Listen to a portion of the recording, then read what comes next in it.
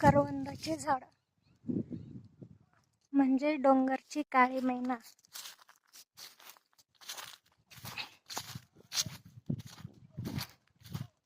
आवडते का खायला?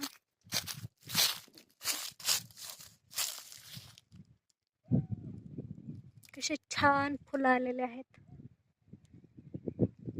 भर भरल्यासारखं. आता ही एप्रिल मध्ये खाणे योग्य होईल, एप्रिल मध्ये खायला येईल.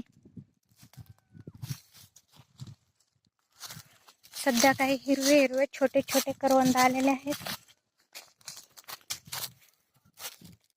छोटासा मोराचा पीस सापडला मला, हा पहा.